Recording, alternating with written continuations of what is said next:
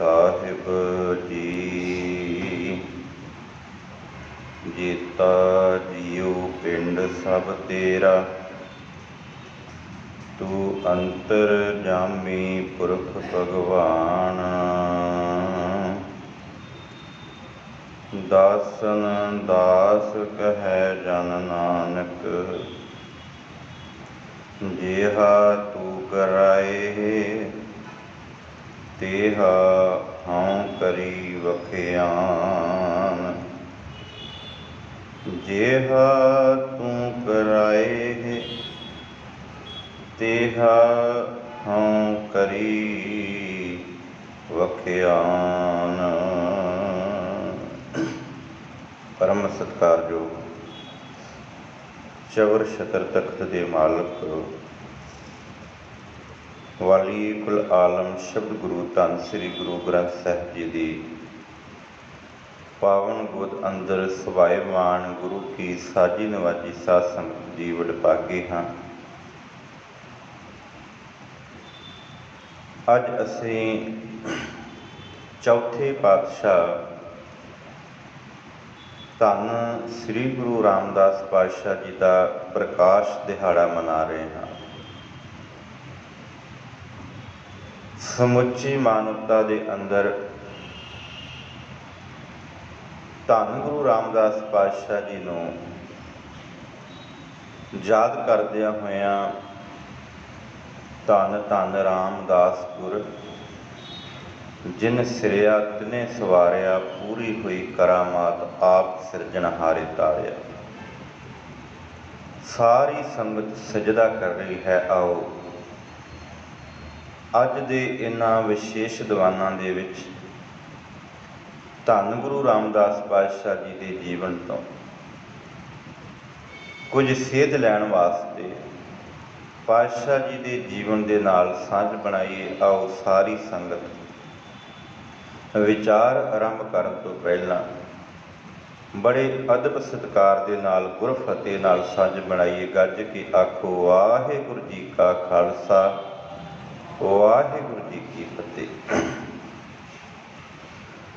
ਜਦੋਂ ਅਸੀਂ ਭਾਈ ਸੱਤਾ ਤੇ ਬਲਵੰਡ ਜਿਨ੍ਹਾਂ ਦੀ ਵਾਰ 22 ਵਾਰਾਂ ਦੇ ਵਿੱਚੋਂ ਇੱਕ ਵਾਰ ਸ੍ਰੀ ਗੁਰੂ ਗ੍ਰੰਥ ਸਾਹਿਬ ਜੀ ਦੇ ਅੰਦਰ ਦਰਜ ਹੈ, ਉਹਨਾਂ ਨੇ ਇਸ ਵਾਰ ਦੇ ਅੰਦਰ ਗੁਰੂ ਰਾਮਦਾਸ ਪਾਤਸ਼ਾਹ ਜੀ ਦੇ ਜੀਵਨ ਬਾਬਤ, ਕਿਉਂਕਿ ਗੁਰੂ ਰਾਮਦਾਸ ਪਾਤਸ਼ਾਹ ਜੀ ਦਾ ਜੀਵਨ ਬੜਾ ਅਲੌਕਿਕ ਹੈ। ਜਦੋਂ ਗੁਰੂ ਰਾਮਦਾਸ ਪਾਤਸ਼ਾਹ ਜੀ ਦੇ ਬਚਪਨ ਵੱਲ ਵਹਿੰਦੇ ਹਨ ਤੇ ਭਾਈ ਸੱਤਾ ਤੇ ਬਲਵੰਡ ਜੀ ਉਹਨਾਂ ਵੱਲੋਂ ਇਸ ਵਾਰ ਦੇ ਅੰਦਰ ਪੂਰੀ ਹੋਈ ਕਰਾਮਾਤ ਆਪ ਸਿਰਜਣਹਾਰੇ ਧਾਰਿਆ। ਵੈਸੇ ਸਿੱਖ ਧਰਮ ਦੇ ਅੰਦਰ ਕਰਾਮਾਤ ਨੂੰ ਕਹਿਰ ਦਾ ਨਾਮ ਦਿੱਤਾ ਗਿਆ, ਪਰ ਉਹ ਉਸ ਜਗ੍ਹਾ ਦੇ ਉੱਤੇ ਜਿੱਥੇ ਕਰਾਮਾਤ ਕਰਕੇ ਕਿਸੇ ਨੂੰ ਦੁੱਖ ਪਹੁੰਚਾਇਆ ਜਾਵੇ, ਜਿੱਥੇ ਕਰਾਮਾਤ ਦੇ ਨਾਲ ਪਰਮਾਤਮਾ ਦੀ ਸ਼ਰੀਕੀ ਹੋਵੇ, ਉਹ ਗੁਰਮਤਿ ਦੇ ਅਨੁਸਾਰ ਉਸ ਕਰਾਮਾਤ ਨੂੰ ਗੁਰੂ ਘਰ ਦੇ ਵਿੱਚ ਥਾਂ ਨਹੀਂ। ਪਰ ਇੱਥੇ ਜਿਹੜੀ ਕਰਾਮਾਤ ਹੈ, ਧੰਨ ਗੁਰੂ ਰਾਮਦਾਸ ਪਾਤਸ਼ਾਹ ਜੀ ਦਾ ਸਮੁੱਚਾ ਜੀਵਨ ਹੀ ਕਰਾਮਾਤ ਹੈ। ਕਿਸ ਤਰ੍ਹਾਂ ਇਹੀ ਅਸੀਂ ਵਿਚਾਰ ਕਰਨੀ ਹੈ। ਬਚਪਨ ਵਿੱਚ ਚੂਨਾ ਮੰਡੀ ਲਾਹੌਰ ਦੀਆਂ ਗਲੀਆਂ ਦੇ ਅੰਦਰ ਜਦੋਂ ਬਚਪਨ ਗੁਜ਼ਾਰਿਆ ਨਾ, ਤੇ ਛੋਟਿਆਂ ਮਾਤਾ ਪਿਤਾ ਦਾ ਸਾਇਆ ਸਿਰ ਉੱਤੋਂ ਉੱਠ ਗਿਆ। ਤੇ ਇੱਥੇ ਧਿਆਨ ਦੇਣ ਯੋਗ ਗੱਲ ਇਹ ਹੈ ਕਿ ਇਸ ਸਮੇਂ 4 ਪਾਤਸ਼ਾਹੀਆਂ ਇਸ ਧਰਤੀ ਦੇ ਉੱਤੇ ਨੇ। ਗੁਰੂ ਨਾਨਕ ਸਾਹਿਬ ਸੱਚੇ ਪਾਤਸ਼ਾਹ ਜੀ ਕਰਤਾਰਪੁਰ ਦੀ ਧਰਤੀ ਤੇ ਨੇ। ਭਾਈ ਲਹਿਣਾ ਜੀ ਜਿਨ੍ਹਾਂ ਨੇ ਗੁਰੂ ਅੰਗਦ ਸਾਹਿਬ ਸੱਚੇ ਪਾਤਸ਼ਾਹ ਜੀ ਬਣਨਾ, ਉਹ ਵੀ ਕਰਤਾਰਪੁਰ ਦੀ ਧਰਤੀ ਦੇ ਉੱਤੇ, ਜਿਹੜਾ ਪਾਕਿਸਤਾਨ ਦੇ ਵਿੱਚ ਹੈ, ਉਸ ਅਸਥਾਨ ਦੇ ਉੱਤੇ ਗੁਰੂ ਨਾਨਕ ਸਾਹਿਬ ਸੱਚੇ ਪਾਤਸ਼ਾਹ ਜੀ ਦੀ ਸੇਵਾ ਵਿੱਚ ਹਾਜ਼ਰ ਨੇ। ਤੇ ਤੀਸਰੇ ਪਾਤਸ਼ਾਹ ਧੰਨ ਗੁਰੂ ਅਮਰਦਾਸ ਪਾਤਸ਼ਾਹ ਜੀ ਬਾਸਰਕੇ ਦੀ ਧਰਤੀ ਤੇ ਨੇ। ਤੇ ਚੌਥੇ ਪਾਤਸ਼ਾਹ ਜੀ ਆਪ ਲਾਹੌਰ ਖੈਰ, ਗੁਰੂ ਰਾਮਦਾਸ ਪਾਤਸ਼ਾਹ ਜੀ ਬਚਪਨ ਵਿੱਚ ਜਿਨ੍ਹਾਂ ਦਾ ਨਾਮ ਜੇਠਾ ਰੱਖਿਆ ਸੀ, ਵੱਡਾ ਪੁੱਤਰ ਸੀ, ਅਤੇ ਸੁਭਾਵਿਕ ਹੈ ਅਸੀਂ ਆਮ ਸਾਡੀ ਬੋਲ ਚਾਲ ਜਿਹੜੀ ਸਾਡੀ ਭਾਸ਼ਾ ਹੈ, ਘਰ ਵਿੱਚ ਵੱਡਾ ਪੁੱਤਰ ਅਸੀਂ ਆਖਦੇ ਨੇ ਇਹ ਜੇਠਾ ਪੁੱਤਰ ਹੈ। ਅਤੇ ਮਾਂ ਪਿਓ ਨੇ ਬੜੇ ਲਾਡ ਕੀਤੇ ਹੋਣਗੇ, ਪਰ ਬਚਪਨ ਵਿੱਚ ਹੀ ਮਾਤਾ ਪਿਤਾ ਦਾ ਚਲੇ ਜਾਣ ਕਾਰਨ ਭਾਈ ਜੇਠਾ ਜੀ ਅਨਾਥ ਹੋ ਗਏ। ਇੱਕ ਦਿਨ ਨਹੀਂ, 2 ਦਿਨ ਨਹੀਂ, ਕਈ ਦਿਨ, ਹੋ ਸਕਦਾ ਕਈ ਮਹੀਨੇ ਵੀ ਉੱਥੇ ਰਹਿਣਾ ਪਿਆ ਹੋਵੇ, ਕਿਉਂਕਿ ਆਮ ਅਸੀਂ ਇਤਿਹਾਸ ਪੜ੍ਹਦੇ ਹਾਂ, ਮਾਤਾ ਪਿਤਾ ਦਾ ਸਾਇਆ ਉੱਠਿਆ, ਚਾਚਿਆਂ ਤਾਇਆਂ ਨੇ, ਰਿਸ਼ਤੇਦਾਰਾਂ ਨੇ ਸਹਾਰਾ ਨਹੀਂ ਦਿੱਤਾ, ਅਤੇ ਨਾਨੀ ਮਾਂ ਨੇ ਆਪਣੇ ਨਾਲ ਬਾਸਰ ਕੇ ਲਿਆਂਦਾ। ਇਤਿਹਾਸ ਇਸੇ ਤਰ੍ਹਾਂ ਹੀ ਹੈ। ਪਰ ਕਦੇ ਸੋਚ ਕੇ ਵੇਖਿਓ, ਬਚਪਨ ਦੇ ਵਿੱਚ ਜਦੋਂ ਮਾਤਾ ਪਿਤਾ ਗਿਆ ਹੋਵੇਗਾ, ਉਹਨਾਂ ਦਾ ਦੁਸਹਿਰਾ ਵੀ ਕੀਤਾ ਹੋਵੇਗਾ, ਕੁਝ ਦਿਨ ਨਾਨੀ ਮਾਂ ਨੇ ਤਰਲੇ ਵੀ ਕੀਤੇ ਹੋਣਗੇ ਉਹਦੇ ਚਾਚੇ ਤਾਇਆਂ ਦੇ ਕਿ ਹੇ ਮੇਰੇ ਧੀ ਦੇ ਰਿਸ਼ਤੇਦਾਰੋ, ਮੈਂ ਇੱਥੇ ਧੀ ਆਪਣੀ ਸੁੱਖਾਂ ਨੂੰ ਦਿੱਤੀ ਸੀ, ਕੀ ਹੋ ਗਿਆ ਜੇ ਅੱਜ ਉਹ ਚਲੀ ਗਈ, ਕੀ ਹੋ ਗਿਆ ਜੇ ਅੱਜ ਜਵਾਈ ਚਲਾ ਗਿਆ, ਇਹ ਤੁਹਾਡੇ ਘਰ ਦਾ ਚਿਰਾਗ ਹੈ, ਧੀ ਹੁੰਦੀ ਮੈਂ ਲੈ ਜਾਂਦੀ, ਇਹਦਾ ਵਿਆਹ ਕਰ ਦਿੰਦੀ, ਆਪਣੇ ਸਹੁਰੇ ਘਰ ਚਲੇ ਜਾਂਦੀ, ਇਹ ਤੁਹਾਡੇ ਘਰ ਦਾ ਚਿਰਾਗ ਹੈ, ਪਹਿਲਾਂ ਪੁੱਛਿਆ ਹੋਵੇਗਾ। ਅਤੇ ਜਦੋਂ ਸਾਰਿਆਂ ਨੇ, ਰਿਸ਼ਤੇਦਾਰਾਂ ਨੇ, ਸਾਕ ਸੰਬੰਧੀਆਂ ਨੇ, ਚਾਚਿਆਂ ਤਾਇਆਂ ਨੇ ਠੋਕਰ ਮਾਰੀ ਹੋਵੇਗੀ, ਅਤੇ ਫਿਰ ਕਿਤੇ ਜਾ ਕੇ ਨਾਨੀ ਨੇ ਆਪਣੇ ਸੀਨੇ ਉੱਤੇ ਦੁੱਖਾਂ ਦਾ ਪੱਥਰ ਰੱਖ ਕੇ ਅਤੇ ਭਾਈ ਜੇਠੇ ਨੂੰ ਆਪਣੀ ਉਂਗਲੀ ਨਾਲ ਲਾ ਕੇ ਬਾਸਰ ਕੇ ਨੂੰ ਲਿਆਂਦਾ। ਅਤੇ ਇਸ ਧਰਤੀ ਦੇ ਉੱਤੇ ਜਿੱਥੇ ਧੰਨ ਗੁਰੂ ਅਮਰਦਾਸ ਪਾਤਸ਼ਾਹ ਜੀ ਆਪਣਾ ਧਰਮੀ ਜੀਵਨ ਜੀਵ ਰਹੇ ਸਨ। ਵੇਖੋ, ਇਹ ਪੂਰੀ ਹੋਈ ਕਰਾਮਾਤ। ਇੱਕ ਅਨਾਥ ਬੱਚਾ ਲਾਹੌਰ ਦੀ ਧਰਤੀ ਤੋਂ ਚੱਲ ਕੇ ਬਾਸਰ ਕੇ ਆਉਂਦਾ ਅੰਮ੍ਰਿਤਸਰ ਦੇ ਕੋਲ। ਇਸ ਧਰਤੀ ਦੇ ਉੱਤੇ ਆਣ ਕੇ ਸਾਰੇ ਰਿਸ਼ਤੇਦਾਰਾਂ ਨੇ ਬੜੇ ਪਿਆਰ ਦੇ ਨਾਲ ਪਲੋਸਿਆ ਹੋਵੇਗਾ, ਪਰ ਸਾਰੇ ਆਪੋ ਆਪਣੇ ਘਰੇ। ਨਾਨੀ ਮਾਂ ਨੇ ਆਪਣੇ ਹੱਥਾਂ ਦੇ ਨਾਲ ਛੋਲੇ ਉਬਾਲ ਕੇ, ਜਿਹਨੂੰ ਅੱਜ ਅਸੀਂ ਘੁੰਗਣੀਆਂ ਆਖਦੇ ਹਾਂ,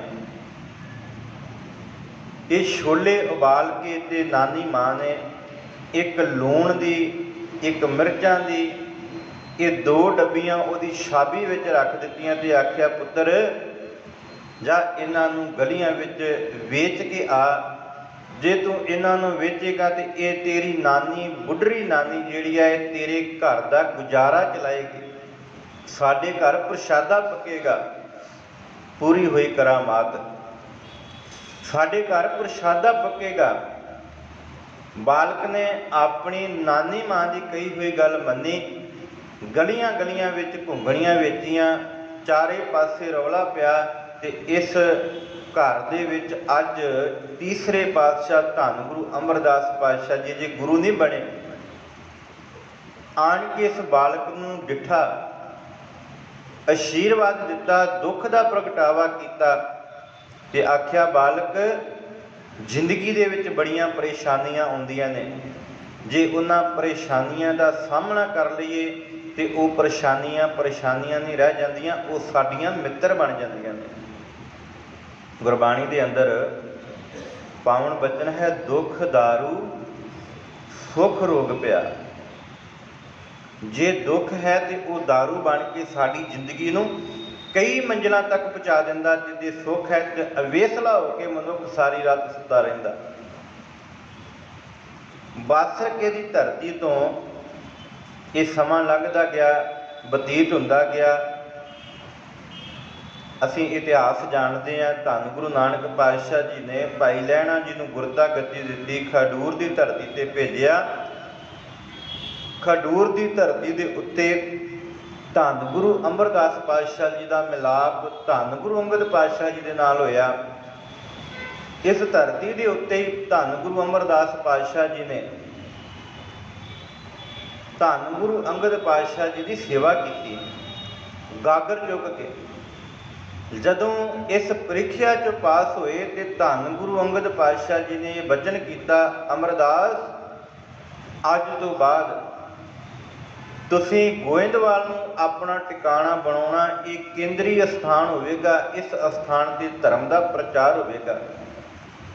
ਤੇ ਆਮ ਗੱਲ ਹੈ ਨਗਰ ਦੇ ਵਿੱਚੋਂ, ਵੈਸੇ ਅੱਜ ਦੇ ਸਮੇਂ ਵਿੱਚ ਨਹੀਂ, ਨਗਰ ਦੇ ਵਿੱਚੋਂ ਕਿਸੇ ਨੂੰ ਇੱਜ਼ਤ, ਕਿਸੇ ਨੂੰ ਮਾਣ ਪ੍ਰਾਪਤ ਹੋਵੇ ਨਾ, ਉਹ ਫਿਰ ਆਪਣੇ ਨਗਰ ਨਿਵਾਸੀਆਂ ਨੂੰ ਨਾਲ ਲੈ ਕੇ ਚੱਲਦਾ। ਇਹ ਪੁਰਾਣੇ ਬਜ਼ੁਰਗ ਬੈਠੇ ਨੇ, ਤੁਸੀਂ ਜਾਣਦੇ ਹੋਵੋਗੇ।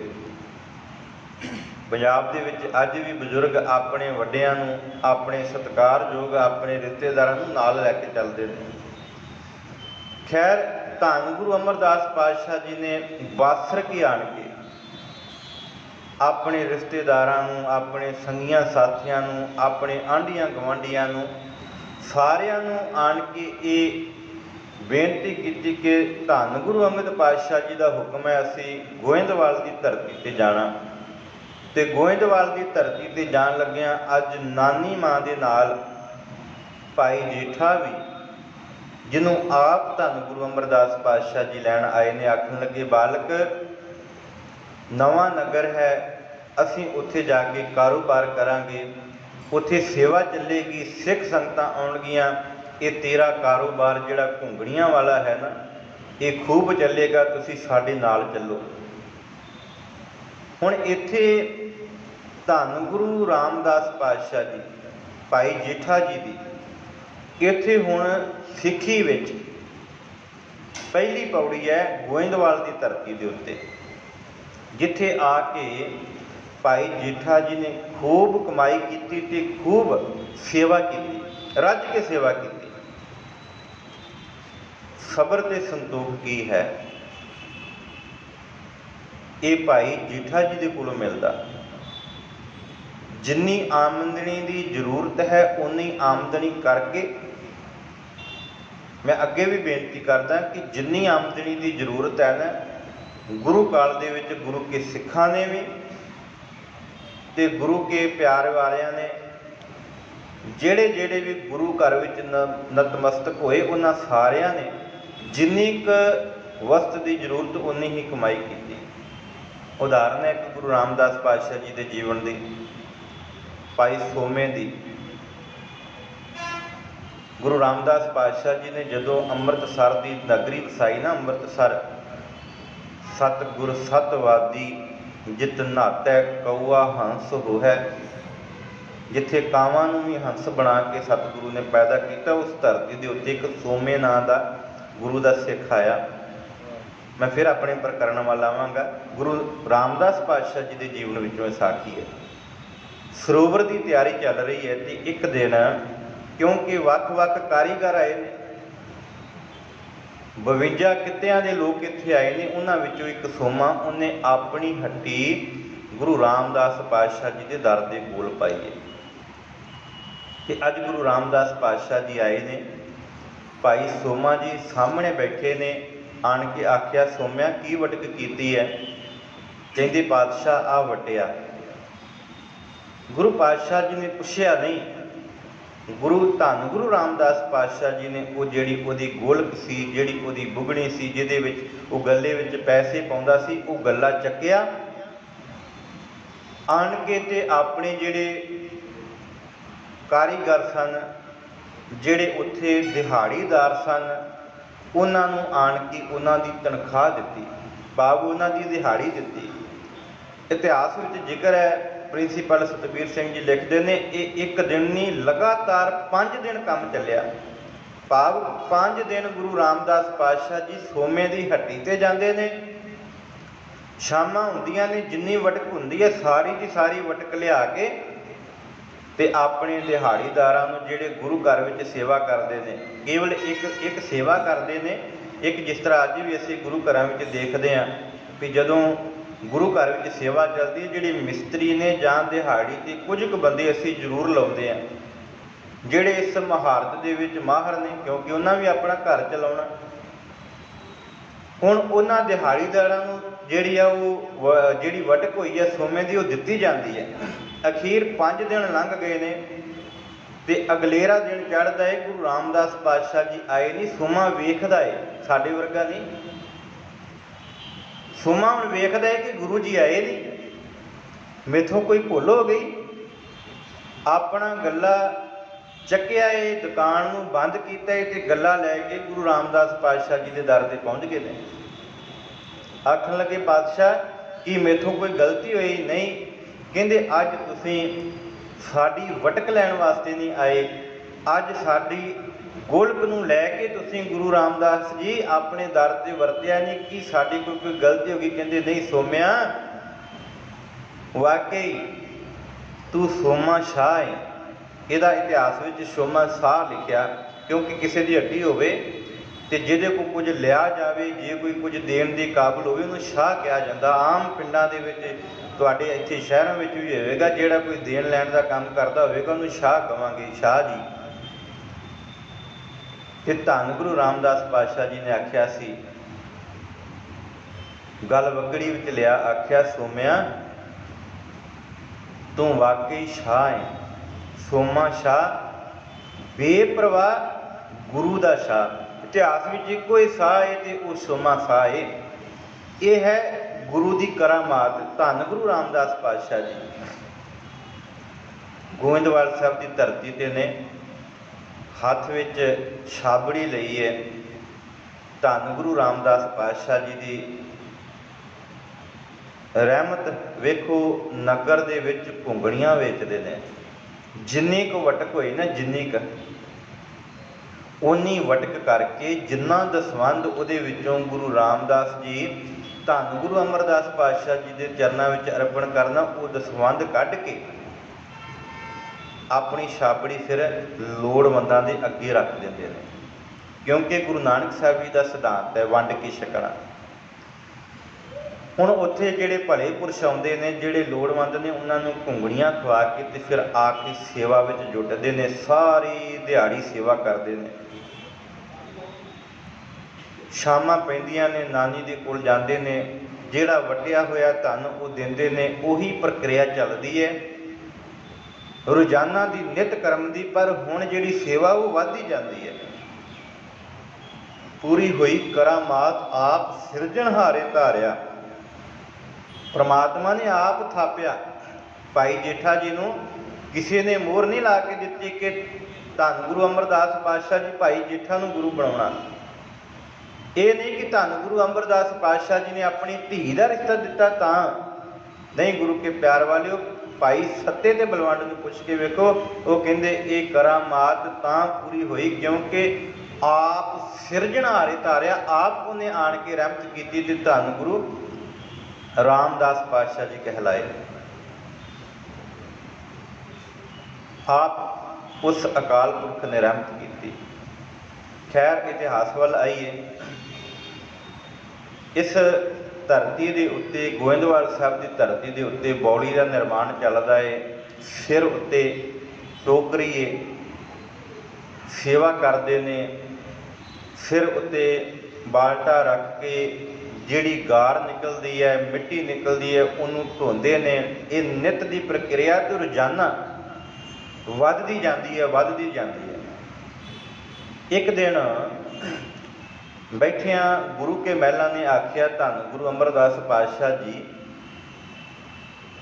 धी का रिश्ता, धी का वर चाहिदा। साडी धी जवान हुई है तो मेरे सियाणे वीर बैठे ने, मेरिया भैणां बैठिया ने। जदों कदे भी अपनी धी का, अपने पुत्र का रिश्ता करना तो जरूर धन गुरु रामदास पातशाह जी का जीवन पढ़ो। जरूर धन गुरु अमरदास पातशाह जी दीयां रहमतां पढ़ो। गुरु के महलों ने आख्या, धन गुरु अमरदास पातशाह जी वर चाहिदा। कहंदे किस तरह का? कहंदे ओ वेखो जिहड़ा नौजवान ना, जिहड़ा बासरके तो आया, जिन्हों असी प्यार नाल जेठा आखते उहदे वर्गा होवे।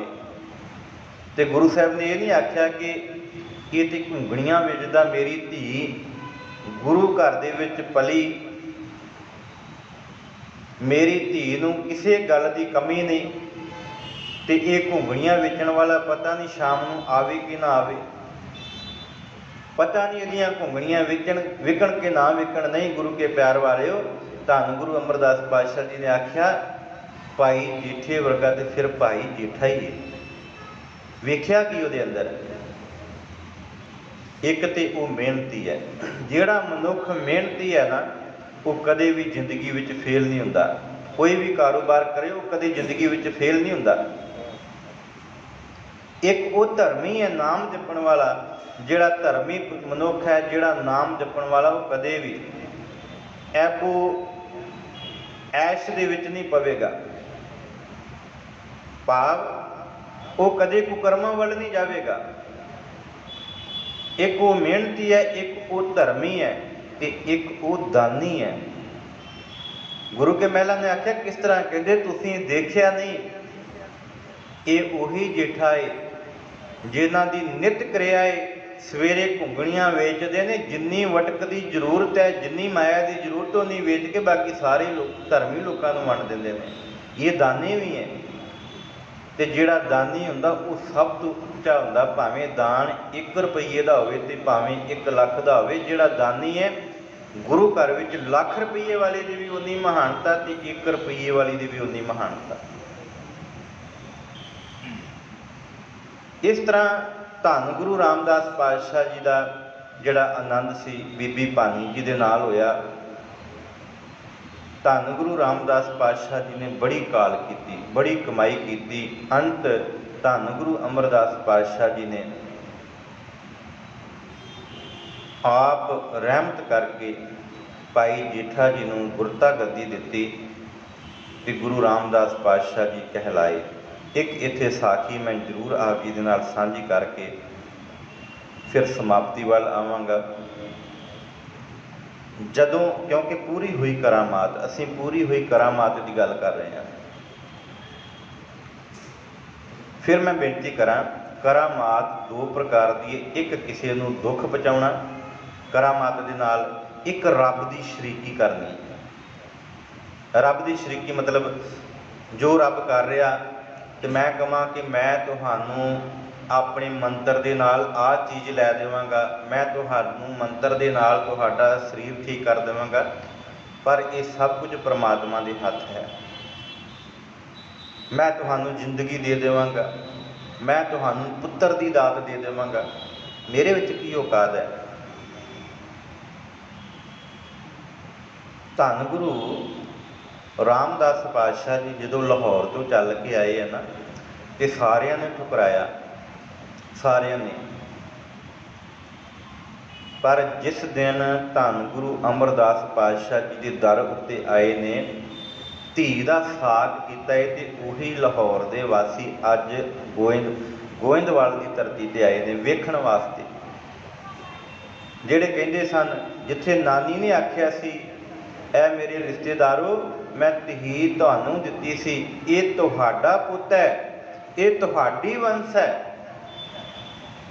ਤੇ ਉਹਨਾਂ ਨੇ ਆਖਿਆ ਸੀ ਇਹ ਤੇ ਆਪਣੇ ਮਾਂ ਪਿਓ ਨੂੰ ਖਾ ਗਿਆ। ਅੱਜ ਉਹ ਵੇਖਣ ਵਾਸਤੇ ਆਏ ਨੇ ਕਿ ਸਾਡੀ ਕੁੱਲ ਦਾ ਜਿਹੜਾ ਉਹ ਭਾਈ ਜੇਠਾ ਸੀ, ਉਹ ਗੁਰੂ ਘਰ ਦਾ ਜਵਾਈ। ਅਸੀਂ ਸੁਣਿਆ ਗੁਰੂ ਦੀ ਬੜੀ ਉਸਤਤ ਹੈ, ਕਿਉਂਕਿ ਗੁਰੂ ਨਾਨਕ ਸਾਹਿਬ ਸੱਚੇ ਪਾਤਸ਼ਾਹ ਜੀ ਲਾਹੌਰ ਗਏ ਨੇ ਨਾ, ਜਦੋਂ ਲਾਹੌਰ ਸ਼ਹਿਰ ਜ਼ਹਿਰ ਕਹਿਰ ਸਵਾ ਪਹਿਰ ਕਹਿ ਕੇ ਆਏ ਨੇ। ਧੰਨ ਗੁਰੂ ਅਮਰਦਾਸ ਪਾਤਸ਼ਾਹ ਜੀ ਜਿਨ੍ਹਾਂ ਨੇ ਫਿਰ ਆਣ ਕੇ ਗੱਲ ਆਖੀ ਸੀ, ਨਹੀਂ ਲਾਹੌਰ ਸ਼ਹਿਰ ਨਹੀਂ, ਇਹ ਲਾਹੌਰ ਜਿਹੜਾ ਸ਼ਹਿਰ ਉਹ ਜ਼ਹਿਰ ਨਹੀਂ ਹੈ, ਉਹ ਸ਼ਹਿਰ ਬਣ ਗਿਆ ਹੈ। ਖੈਰ ਅਸੀਂ ਉੱਧਰ ਨਾ ਜਾਈਏ। ਹੁਣ ਉਹ ਵੇਖਣ ਵਾਸਤੇ ਆਏ ਨੇ। ਗੁਰੂ ਨਾਨਕ ਦੇ ਘਰ ਦੀ ਉਸਤਤ ਹੈ ਕਿ ਇਹ ਬੜਾ ਦਰ ਉੱਚਾ ਹੈ, ਤੇ ਉਸ ਘਰ ਦਾ ਜਵਾਈ ਆਣ ਕੇ ਕੀ ਦੇਖਿਆ ਕਿ ਭਾਈ ਜੇਠੇ ਨੇ ਸਿਰ ਉੱਤੇ ਛਾਬੜੀ ਚੁੱਕੀ ਹੋਈ ਹੈ, ਭਾਵ ਟੋਕਰੀ ਚੁੱਕੀ ਹੋਈ ਹੈ ਜਿਹਦੇ ਵਿੱਚ ਗਾਰ ਹੈ। ਬੌਲੀ ਦਾ ਨਿਰਮਾਣ ਹੋ ਰਿਹਾ, ਥੱਲਿਓਂ ਗਾਰ ਆਉਂਦੀ ਹੈ, ਤੇ ਉਹ ਜਦੋਂ ਚੋਂਦੀ ਆਉਂਦੀ ਹੈ ਤੇ ਉਹ ਸਾਰੇ ਤਨ ਦੇ ਉੱਤੇ ਕੱਪੜੇ ਜਿਹੜੇ ਭਿੱਜੇ ਹੋਏ ਨੇ ਗਾਰ ਦੇ ਨਾਲ, ਲਿਬੜੇ ਹੋਏ ਨੇ। ਸਾਹਮਣੇ ਵੇਖਣ ਵਾਲੇ ਨੇ ਆਖਿਆ, ਜਿਹੜੇ ਉਹਦੇ ਰਿਸ਼ਤੇਦਾਰ ਸਨ, ਚਾਚੇ ਤਾਏ ਸਨ, ਕਹਿੰਦੇ ਕਿ ਇਸ ਸੇਵਾਦਾਰ ਨੂੰ ਪੁੱਛੀਏ ਸਾਡਾ ਪੁੱਤਰ ਕਿੱਥੇ ਹੈ। ਉਹਨਾਂ ਆਖਿਆ ਕਿ ਭਾਈ ਸਾਹਿਬ ਜੀ, ਭਾਈ ਜੇਠੇ ਨੂੰ ਮਿਲਣਾ, ਜਿਹੜੇ ਧੰਨ ਗੁਰੂ ਅਮਰਦਾਸ ਪਾਤਸ਼ਾਹ ਜੀ ਦੇ ਜਵਾਈ ਬਣੇ ਨੇ। ਉਹਨਾਂ ਆਖਿਆ ਕਿ ਇਹ ਮੈਂ ਤੇ ਤੁਹਾਨੂੰ ਜਾਣਦਾ ਨਹੀਂ, ਪਰ ਮੈਨੂੰ ਥੋੜ੍ਹੀ ਜਿਹੀ ਸਮਝ ਆਈ ਹੈ, ਤੁਸੀਂ ਲਾਹੌਰੋਂ ਚੱਲ ਕੇ ਲੱਗਦੇ ਆਏ ਨੇ।